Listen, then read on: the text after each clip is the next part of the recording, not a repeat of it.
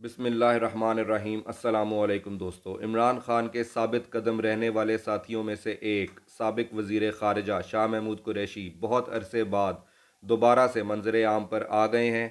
सहाफ़ियों से गुफ्तगू की इजाज़त भी दी गई उनको, और उसकी वीडियो भी बनाई गई उस गुफ्तगू की, जिसमें उन्होंने 24 नवंबर के हवाले से अपना पैगाम भी रिकॉर्ड करवाया और जो पार्टी लीडरशिप के अंदर कुछ काली भेड़ें समझी जाती हैं उनके ख़िलाफ़ भी पूरी पूरी तनकीद की।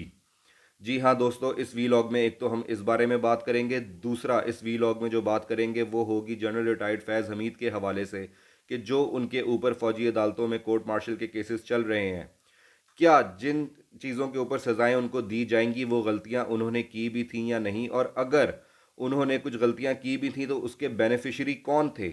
एक तो ये बात भी की जाएगी, और दूसरा ये कि फैज़ हमीद साहब को DGISI के ओहदे से हटाने के पीछे भी क्या मुहर्रिकात थे। अगर उधर से हम शुरू करें तो सब समझ आ जाएगी कि ये कोर्ट मार्शल का केस क्यों चल रहा है। जी हाँ दोस्तों, इसी वीलॉग में आगे ये बात भी करेंगे, और एक और बात करेंगे अली अमीन गंडापुर के हवाले से, जो कि वज़ीर आला KP के भी हैं और इमरान खान के बहुत करीबी साथी समझे जाते हैं।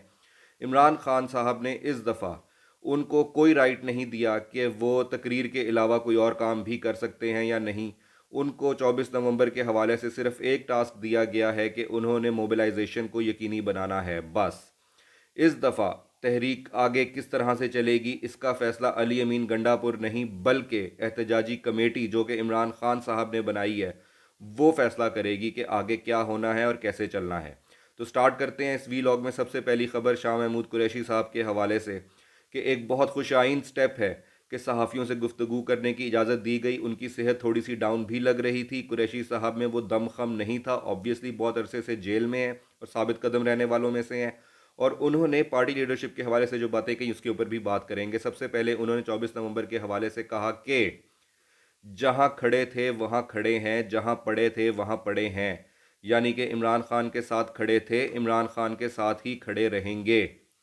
और जहां पड़े थे यानी कि पहले अडियाला में भी बेकसूर पड़े थे, आज कोट लखपत में बेकसूर पड़े हैं। बिल्कुल, ये बातें बिल्कुल सही कही उन्होंने। अब दूसरी बात यह कि पार्टी लीडरशिप के हवाले से जो उन्होंने तनकीद की उसके ऊपर अगर हम थोड़ा सा गौर करें, थोड़ा सा, तो उनमें कुछ चीज़ें उनकी सही भी हैं, क्योंकि वो वाइस चेयरमैन थे PTI के उस टाइम पर जब PTI बहुत ज़्यादा फ्लरिश कर चुकी हुई थी, और वो शाह महमूद कुरैशी अपनी सीट वजीर खारजा की छोड़कर PTI में शामिल हुए थे 2011 में। अपनी सीट छोड़कर वो वजीर खारजा थे उस वक्त पाकिस्तान के, वफाकी वजीर खारजा पीपल्स पार्टी की तरफ से वो थे, और फिर उस वक्त वो सीट उन्होंने छोड़ी और PTI में शमूलियत का ऐलान किया था। तो अब अगर उनको कुछ कुछ किस्म के तहफ़्फ़ुज़ात हैं भी तो वो उनका हक है, क्योंकि उन्होंने बहुत ज़्यादा टाइम स्पेंड किया इस पार्टी के अंदर और पार्टी को खड़ा करने में बहुत बड़ा हाथ है इमरान खान के साथ शाह महमूद कुरैशी साहब का भी। और इस वक्त भी उनके बेहतरीन साथियों में से एक वो हैं जो कि अभी भी एजाज चौधरी की तरह या उमर चीमा की तरह या यास्मीन राशिद साहिबा की तरह एक बहुत बड़े ओहदे से फारिग होने के बाद जेलें काट रहे हैं, और एक बहुत बड़ा सियासी बैकग्राउंड है कुरैशी साहब का। तो मैं कहता हूँ कुरैशी साहब ने अगर कोई तनकीद की है तो बिल्कुल इसके ऊपर देखना चाहिए पार्टी लीडरशिप को भी और पार्टी के वर्कर्स को भी। अब देखें, दूसरी बात यह है कि कुरैशी साहब को कोई पूछने भी नहीं जा रहा। अगर गौर किया जाए तो कुरैशी साहब के पीछे भी कोई नहीं जा रहा सवाए उनकी बेटी के या उनके बेटे के, ना वर्कर्स वहाँ पर जाते हैं, जबकि जाना चाहिए इनको भी। तो एक तो ये बात होगी कि कुरैशी साहब ने सही सही कह दिया और साफ साफ कह दिया कि भाई हम इमरान खान के साथ थे, इमरान खान के साथ हैं और इमरान खान के साथ ही रहेंगे। जहाँ तक जैन कुरैशी साहब के हवाले से है, उन्होंने गैर रस्मी गुफ्तगू में वो भी कहा कि मेरा बेटा बिकने वालों में से नहीं है, और अगर वो बिकेगा तो मेरा उससे कोई ताल्लुक नहीं है। जी हाँ दोस्तों, फैज़ हमीद साहब के हवाले से अगर हम बात करें तो ये भी थोड़ा सा बैकग्राउंड के अंदर हमें जाना पड़ेगा।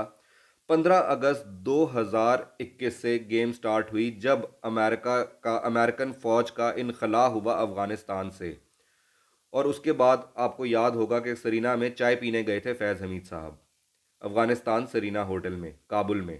ठीक है, तो तालिबान के इनविटेशन पे गए थे वो वहाँ पर, और उसके बाद जब वो चाय पीकर वापस आए तो उनको ओहदे से हटा दिया गया, जिस पे उस वक्त के army chief general retired Bajwa और वजीर आजम इमरान खान की आपस में ठन गई, क्योंकि इमरान खान की पूरी पूरी बैक थी उस वक्त फैज़ हमीद साहब को तालिबान के मामले में कि तालिबान के साथ बिल्कुल सही ताल्लुकात बनाने हैं और चलना है।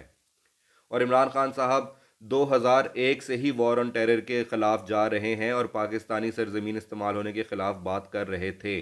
तभी उनको टाइटल दिया गया था तालिबान खान का। तो दोस्तों, फैज़ हमीद साहब की गेम वहाँ से स्टार्ट हुई थी। और उसके बाद ये भी कहा जा सकता है कि क्या ये अमेरिका का प्रेशर है कि अमेरिका की बहुत बेइज्जती हुई थी जब अफगानिस्तान से निकले थे वो। तो क्या ये उस वक्त, इस वक्त की जो एडमिनिस्ट्रेशन है, वही एडमिनिस्ट्रेशन उस वक्त भी थी, क्योंकि ट्रंप तो इलेक्शन हार चुका हुआ था और जो बाइडन की हुकूमत आ गई थी और तब ये सारा कुछ किया गया था। तो उस वक्त बहुत ज़्यादा प्रेशर आया और इनको ओहदे से हटाना पड़ गया था, DGISI के ओहदे से हटाना पड़ गया था। तो क्या ये उसकी सज़ा भुगत रहे हैं? अच्छा, और अगर रिजीम चेंज में ये शामिल थे, जो कि ये बिल्कुल किसी हद तक मुझे बड़े ज़राए से पता चला, जो इसमें नून लीग के लोगों ने भी मुझे ये बात कही कि हाँ जी ये शामिल थे और मरीम नवाज़ इनकी स्ट्रेट अवे बेनिफिशरी हैं इस मामले में। तो जी फिर तो ऑब्वियसली अगर देखा जाए और अगर मेरिट के ऊपर फैसला होना चाहिए, सबसे पहले तो फिर मरीम नवाज साहिबा को भी पकड़ लेना चाहिए इन लोगों को, कि अगर वो बेनिफिशरी हैं फैज़ हमीद साहब के स्टेप्स की जो कि रिजीम चेंज के हवाले से लिए गए। तो ये दो चीज़ें बड़ी कंफ्यूजिंग हैं कि फैज़ हमीद साहब को किस चीज़ के ऊपर, या वो अमेरिका का प्रेशर है, या फिर अगर रिजीम चेंज की बात है तो हाँ फिर मरीम नवाज साहिबा को भी पूरा पूरा कटहरे में खड़ा करना चाहिए, जिन्होंने डील्स की। और ये जो स्पीकर हैं इस वक्त पंजाब असम्बली के, मलिक अहमद ख़ान, कसूर से MP हैं, वो भी पूरे पूरे इंगेज थे उस वक्त। वो अपने इंटरव्यूज़ में कई दफ़ा कह चुके हुए हैं कि हाँ जी मैं बाजवा साहब के साथ, फैज़ हमीद के साथ बड़ा राब्ते में था उस टाइम पे। अच्छा, अब तीसरी बात हम करेंगे अली अमीन गंडापुर के हवाले से, कि अली अमीन गंडापुर से कुछ इख्तियारात ले लिए गए हैं कि वो धरना या एहतजाज कॉल ऑफ नहीं कर सकते।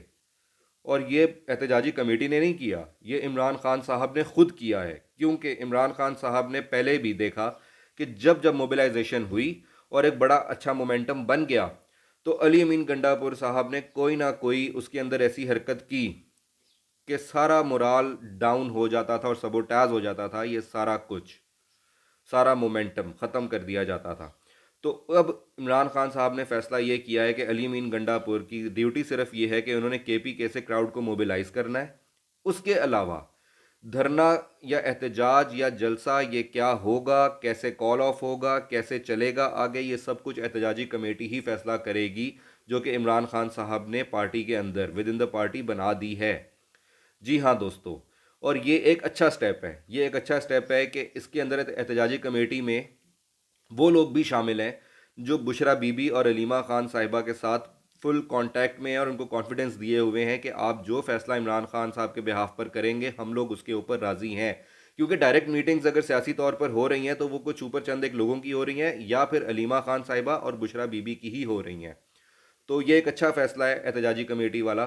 तो अब देखना ये है कि अगर तो एक अच्छा मोमेंटम बनता है तो इस दफ़ा पार्टी उस मोमेंटम को आगे लेकर चलने में कामयाब होती है या नहीं।